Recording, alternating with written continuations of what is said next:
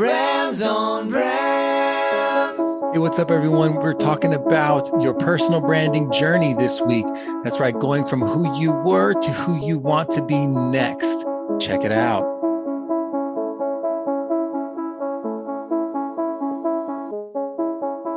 In a world where content is king and your reputation is your brand, how do you build a brand that matters?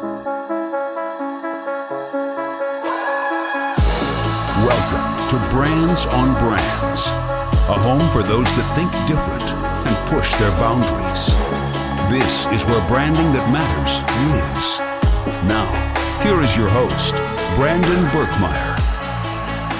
Hey, what's up, everyone? Welcome to Brands on Brands. I'm Brandon Birkmeyer, your personal branding coach, and I believe that building a brand today is the only way for you to thrive tomorrow. Appreciate you guys tuning in each week where we talk about personal branding, the brand of you, how to take your journey, your story, and build the business around your reputation. I hope you guys have been enjoying the show. If this is your first time, make sure to go to brandsonbrands.com and check out all of our resources and tools, and also subscribe to our weekly email where you get the latest of what's going on with our show. And if you haven't listened to the 4 stages of personal branding, that's episode 176, where we kick off this season and start you on your journey, make sure to go back to episode 176 and take a listen. And without further ado, let's jump into the show. Brands on Brands. All right. So how do we get from who we used to be to where we want to go with our personal brand? That's what we're talking about today, your personal branding journey. We're going to answer a few questions today because I know that when I was getting into my journey as a personal brand in terms of figuring out how I wanted to tell my story to the world, get my name out there, build my reputation, it was definitely a journey. And the things that come along with us and the roadblocks that we run into are all in our minds, right? They're all in our minds. But where it comes from is our history. And our history is sometimes at odds with our present day and what's going on right now, and definitely at odds with where we're planning to go. And what I mean by that is our identity is changing, right? It continues to change. And it is hard to remedy that. It's hard to remedy who we used to be is changing because it's been a part of us for so long. So I want you to think about this. I want you to think about who you have been in the past and those, how you would typically have introduced yourself, the job you had, the skills you had on your past journey, what those strengths were, what those weaknesses were, but really the strengths, right? The skills. And think about all those things that made you, you, all those things that contribute to your resume, that were part of your reputation and your story. And think about the who you used to be, right? And maybe a little bit of who you still are, because obviously you don't lose those things. Now, answer that question. Who were you? If you take a little time to think about it, it's a bit to me like the Ghost of Christmas Past. If you've ever seen the Christmas Carol, the show, the movie or the musical or whatever you want to call it, there's this thing called the Ghost of Christmas Past. And it's, all those things from the past that come back to haunt you a little bit. And that's how I think about this. Who you used to be is an integral part of your identity and who you plan. And what I want you to do is leverage those skills. And we'll talk about how to do that, right? But after you've outlined who you were and what those skills were, like listed, these are the skills I had. This is how people would call me in terms of my title, or what they would describe me as in terms of introducing me to the people and what I'm good at, what I'm known for. Write all those things down for who you were. Now, think about who you are right now, how you want to help people right now, and what you are capable of helping people with right now based on your current skills that you have confidence in. What is that? Is it different than who you were? If not, then figure out what it is that you'd want to change to make it different, right? Because if you're listening to this and you're branding yourself, you're usually on a journey to something you are chasing, okay? But the who you are now is important because sometimes it's very confusing. You might be in a point that's so in the middle of who you were and what you're chasing that it's confusing and you can't even figure out who you are now. So I'm going to kind of go through this list. There's going to be a few identities I want you to write out and describe. One was who you were. The second is who you are now. The third is who you are becoming. And the last is who do you need to be to others in the future, right? So that's what we're going to think about. The who you are now for, let's say that you were working a corporate job. Like, let's just talk about me because it's a little more specific, right? So I was working a corporate job. I worked in brand strategy for 18 years before I jumped into being an entrepreneur, right? And for me, it was, how I identified myself. I understood branding and marketing and media, and I had some skills. And a lot of it related to corporate clients, right? That was who I was. And the last, specifically, if you get more specific, the last 3 years, my last job was working on clients that were fast food joints, right?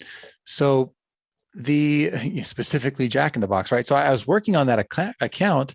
So when I entered the consulting business, I, was debating this idea of, well, am I the restaurant marketing guy, right? Is that my thing?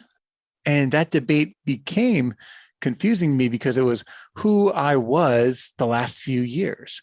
In a grander scheme of things, I was the marketing guy for retail. I was a marketing guy for consumer products. And in general, I was a marketing guy. But when you get into like specifics and people ask you to niche down and you're trying to do that for the who you are part right now, it gets confusing because to niche down, you start to look at who you were.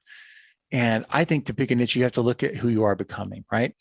So when I looked at who I am now, I was like, okay, well, now I'm trying to be an independent marketing consultant that helps entrepreneurs and small businesses. But that skill set is different than working in corporate marketing. I had to learn my client's business. I had to learn my client's business. I had to learn their challenges. I had to learn how to solve them using tools and skills that I understood, and also using tools and skills that I had yet to learn. So who I was this kind of in transition person, right? But it was what I was now for sure. I was no longer doing corporate marketing. So the problem with that is when you're in the middle of the who you are now, sometimes you have a skill set that's missing and you might need to get out there and develop some new skills or learn how to apply what your old skills were to your new role, your new identity. So that's where I was. I had to learn entrepreneurship and I had to learn small business and understand how I could help them with my past skills. So that might be where you are right now, is you've maybe left already and who you were is that person, and who you are now is trying to help somebody, but you are still learning, how to work with that person and what those skills are that you need to be helpful, and even what your services are and how you set up that offering, right? What is your offer? So that's the hard part about who you are now. But I'll tell you, the light at the end of the tunnel is this is something you can clarify simply by being open and finding people you trust to work with and working through that with them and starting to develop what you figure out is like how you can help people the most. Sometimes instead of overthinking it, you just need to try it and get out there and try to help people in different ways. And as you try different things, you'll start to realize that there's certain things that you just enjoy more or that you're better at, or that there are skills you want to bring to the table that you didn't know. And if you can learn them, you can apply them to these clients, right? So that's who you are now. Who you are becoming is this kind of ghost of Christmas future, right? It's this vision you have for yourself and who you want to be. And what's hard is trying to chase that is confusing because you want to introduce yourself to people as like that thing you want to be next. But you have massive imposter syndrome around, not actually being able to deliver upon that goal of like, you don't have those skills yet. You are not that person yet. You are not an established authority in that space yet to where you could own who you are becoming. So what I would say to that challenge is live in the who you are now while developing the skills you need and the relationships you need to be who you are becoming. You don't need to try to pretend that you are something you are not. It's okay to live in the who you are now. But to get to where you're going, there's a couple things that you can do. One is pick up some new skills that when you picture the person that you are becoming, what are the skills that they have? And compare them to what you have and say, okay, what do I need to accomplish to get to be that person that I'm trying to be? Right. And then also, what is the perspective that I need to develop to get there too? What are your opinions on the topics and in the space and for the people who you want to serve, for the person you're becoming? Start to develop that too.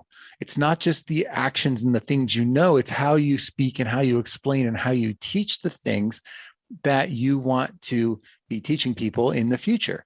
So for example, I was teaching people marketing, like general marketing for small businesses, but I wanted to get into this personal branding space and podcasting space, but I had to get better at it.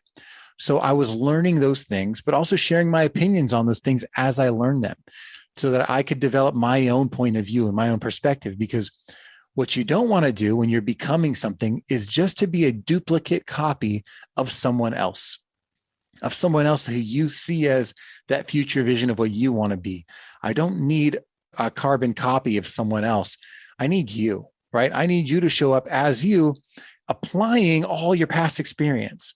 So the only way to do that is to get out there, learn some things from these other people that have been there before, trying them and learning, and then applying it, and then coming up with your own perspective on it. And your experience with that is what's going to be the special sauce in the who you are becoming and getting there faster, is you actually trying things, having opinions about them, failing a little bit, winning a little bit, so you can explain those failures and wins and losses to people in a real contextual way because you've actually done it. And when you've done it, when you've experienced it, when you've come up with opinions on it, you start to eradicate that imposter syndrome because you're actually doing it. You're actually becoming that person that you want to be becoming. Okay. So that who you are will start to transition it into that naturally. You know, it doesn't have to be a set goal, but just, you know, like that happens in 2 months or 1 month or whatever.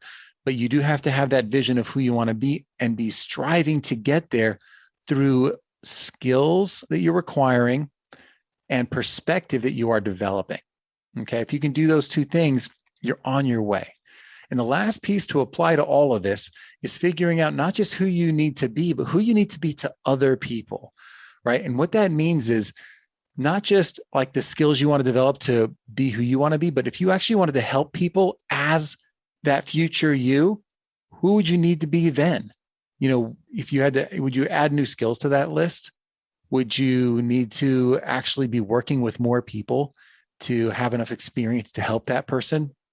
Who do you need to be to them, and who do you need to show up as?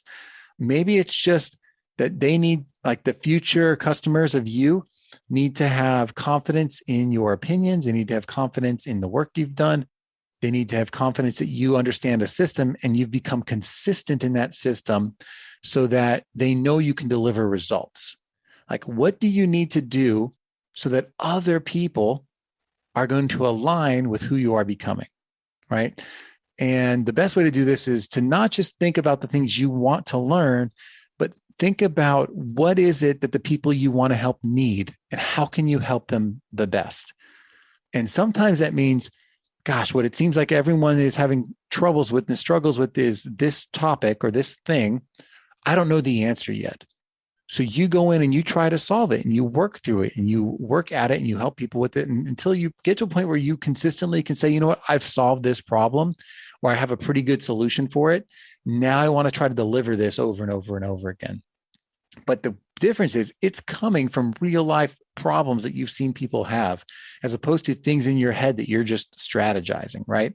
I actually want you to get out there in the field and try things and get out there and help people. And when you can deliver on that consistently in a way that you can explain, suddenly you have a curriculum, right? You have a set of steps, a set of operations that are going to give people a result. And when you can deliver results, you are now owning your identity and living in who you want to be. And you can set goals for the future beyond that, but where you are right now, like let's picture you as the who you are now is who you are this day in the present. And then every few years, every year, every whatever, few months, you'll continue to adjust this scenario and always be developing new skills and growing and adjusting who you're serving. But those are the four things, right? I don't want you to lose the who you were. You do need to not go backwards. I don't want you to start doing the work that you used to do anymore, but I'd love you to take those skills, bring them with you, and then murder the person you used to be. Not the skills, just the identity, right?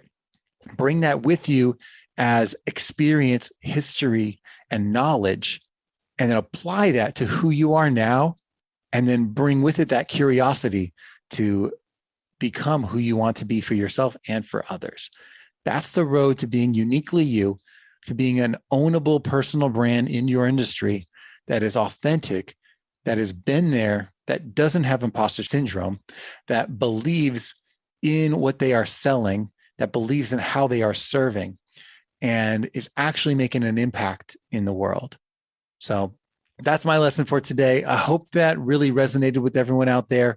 And if you have stories of how this is resonating with you, of who you were and who you're trying to be, I'd love to hear all that. Reach out to me on Instagram at @BBerkmeyer, at Brandon Berkmeyer, and tell me your stories. Screenshot this episode. I'd love to hear it. And as always, I hope you guys took a lot from these lessons today, and I look forward to talking to you next time. You've just taken your marketing knowledge to another level with this episode of Brands on Brands. But we have plenty more ways to help you build a brand that matters. Head over to brandsonbrands.com for resources, as well as access to our blogs, videos, and exclusive coaching sessions with your host. Be sure to visit brandsonbrands.com.